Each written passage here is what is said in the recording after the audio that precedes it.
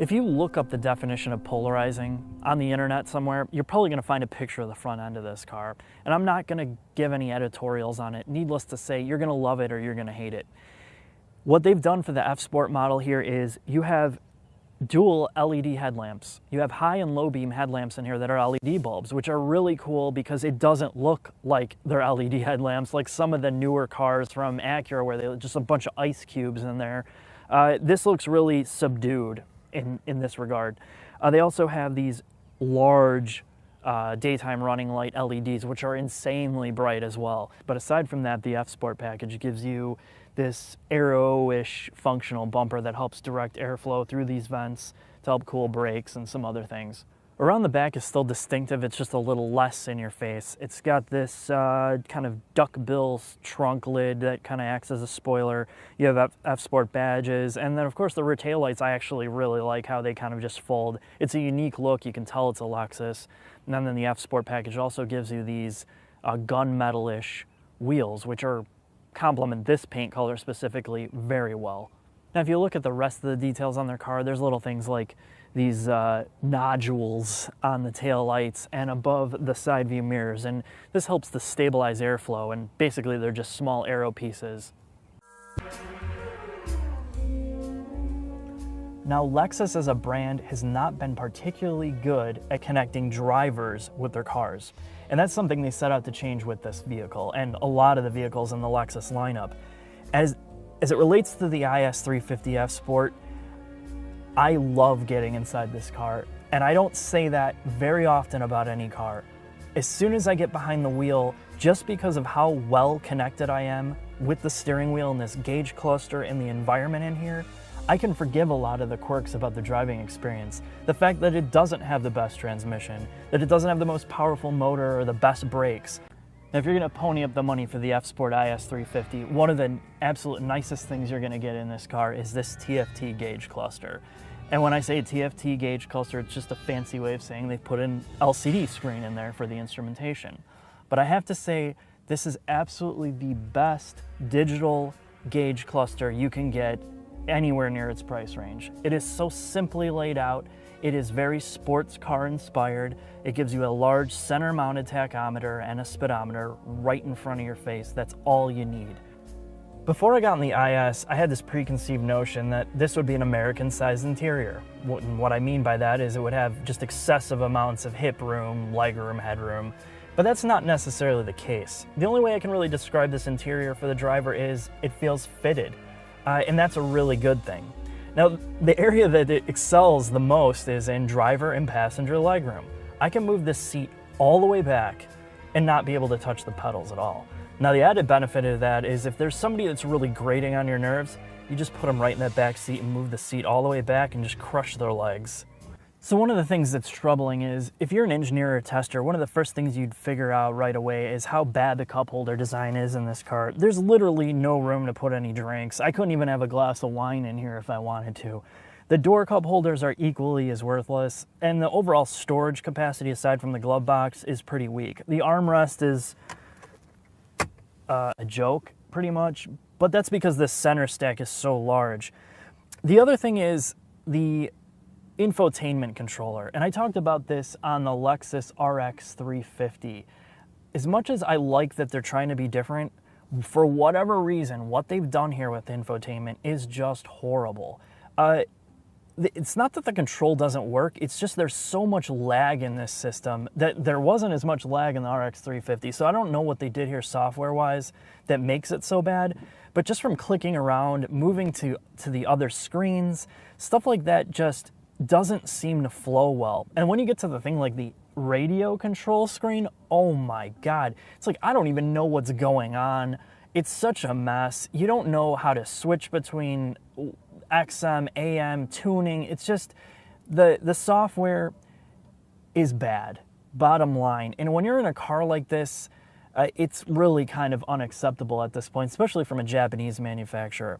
Not only that is, again, the graphics have carried over from the other Entune systems, and they're just horribly dated looking. They're just out of clip art bin.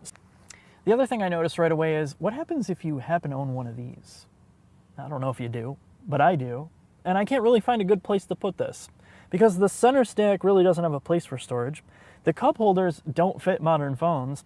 The armrest, well, that might be a good place for it, except it's holding my sunglasses, really, because there is no sunglass holder up here, so I have to put it here. So the only place left for this is the infotainment shelf, right? And that's probably its best function, best feature is that.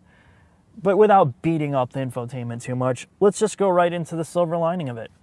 The Mark Levinson sound, if you have it or you're thinking about getting it, is well worth the upgrade price. This is one of the true audio setups in this price range that is actually worth the money because it is super clear in a wide variety of music.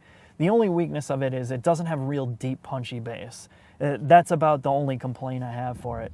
But it makes you want to put a CD in here because a lot of your music's you can actually hear the compression in the music. The sound system is that clear. The other thing I noticed about the interior, and this was brought up to me, is the seats. Now, I drove in this car for about 2 hours on a trip, and that was about where my comfort point ended. And now these are sporty seats, and it's really subjective. If you're a big person, it's going to be more uncomfortable than if you're small. One of the biggest complaints from owners about the F-Sport is its omission of memory seats and steering wheel adjustment. Well, at first I'm like, well, why does that matter, honestly? But the truth is this is a real fitted car. So if you have two different people driving it, getting your adjustment back to where it was before is kind of a pain in the ass.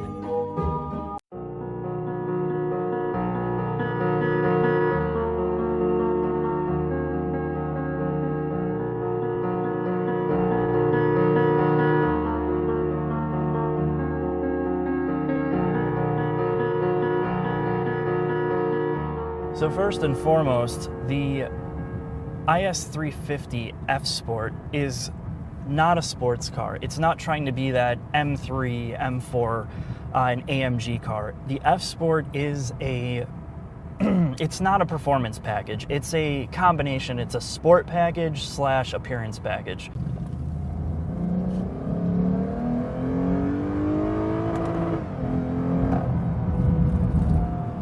In the rear-wheel drive version of the IS350 F-Sport, you get this 8-speed automatic transmission, and they call it this quick shift transmission. And the truth is, it is a torque converted unit. It's like a standard automatic transmission. Now the trick is they are able to lock up the torque converter in this car.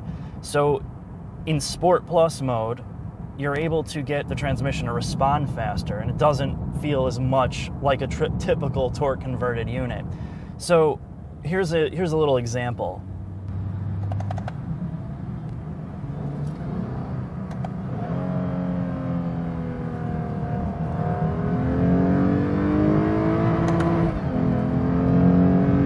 The other thing about the transmission is when you're in Sport Plus mode, it's your most aggressive and quickest setting for downshifting, and you get the rev matching. Now, if you're in normal mode or eco mode, it doesn't do any of the rev matching, and it's very slow to respond like a normal automatic would be if you just manually shifted it. But we're going to show you here just a quick downshift in a second, third, second.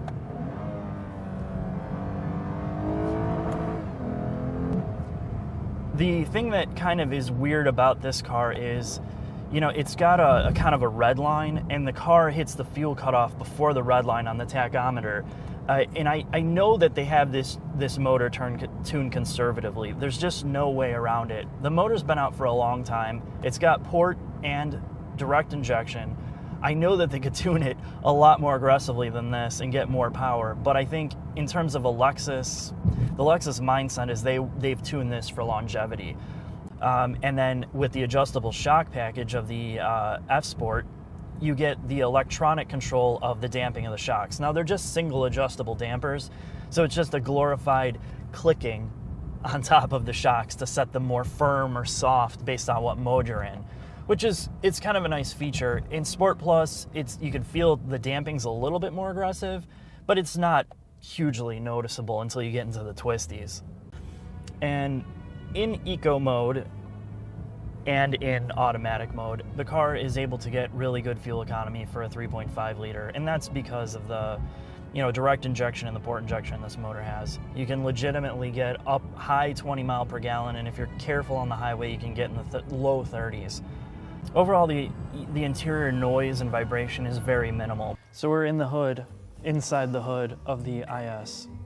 It includes direct and port injection.